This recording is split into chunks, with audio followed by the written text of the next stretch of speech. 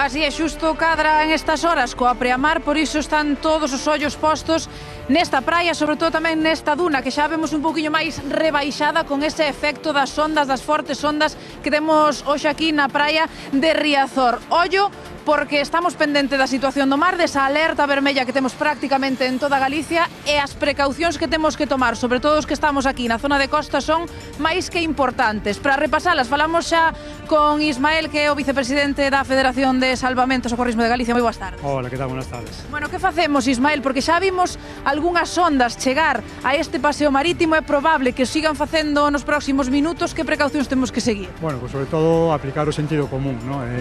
Sobre todo manter, non saltarse as indicacións, nen o balizamento, vale, dos diferentes accesos aos acantilados en calquera punto da costa, e sobre todo pois evitar camiñar preto de paseos marítimos ou permanecer en zonas de espigóns, etc. En calquera situación preto da costa, pois intentar afastarse dela para evitar calquera risco. Claro, parece que non, a veces achegámonos aí, verdade, parece que non, pero pode vir un golpe de mar e levarnos por diante. Sí, aínda que nun primeiro momento besamos o mar revolto e tal, e parece que non chega ata aquí, sí que é certo que cando menos non lo esperemos, pode haber unha ola máis forte que as demais, chegando ao paseo marítimo onde estemos e podéndonos arrastrar, non? Esta borrasca Ingrid vai nos traer tamén fortes refachos de vento. Aquí agora na Coruña pois non está soprando moito, pero temos constancia de que noutros puntos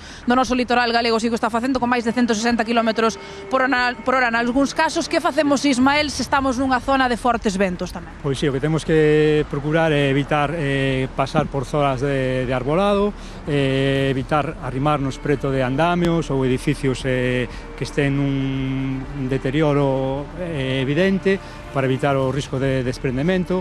Tamén, bueno, asegurar ou pechar o que son as portas e ventanas e retirar calquera obxeto externo que podamos ter nas ventanas, no? E sobre todo tamén asegurar o que sería calquera obxeto susceptible de sair voando, manteas, toldos, etc.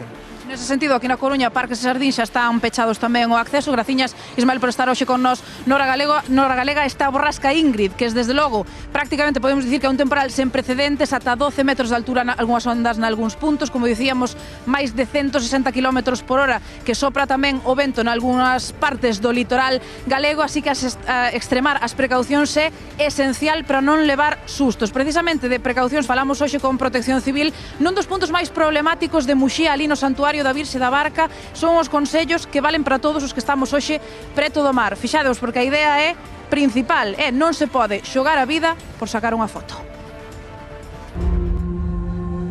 Juan José, hoxe temos alerta vermella en todo o litoral galego prácticamente. Hai que ter moitísima precaución, sobre todo aquí ao lado da costa. Sí, normalmente nós nestes días vimos 3 ou 4 ou 5 veces aquí a mirar algo por si acaso hai algunha persona e lle dá por quitar a típica foto abaixo. Entonces avisarlle que veñan para arriba e que hai que ter moita precaución, porque en un momento o mar non chega, na próxima chega e podeos levar. E creo que a foto vai ser igual de bonita aquí como aí. Non sei se houve xa incidencias e sustos neste sentido, Juan José, algunha vez? Home, sí, algunha vez houve unha familia de Zaragoza que o mar o tirou e os puxo en terra. Eran 4 e houve esa suerte, pero tamén podía ser a mala suerte que os levara. O vento e o mar poden complicarnos, incluso nos pode complicar nas pedras que están como resbaladizas, e pode tranquilamente resbalar unha persona que non é o primeiro, que vimos que ten que vir a ambulancia a collelo porque rompiu a perna. Nin a flota pesqueira salió ao mar. Con este tempo non se pode traballar. Con alerta vermella por temporal, compre extremar as precaucións, sobre todo cando se está preto do mar, porque facer un xesto como este pódenos sair moi caro. Que tal? Vimos facer unha foto. Claro. Que estabades fotografiando? Ostras, estas olas, estas tremendas olas.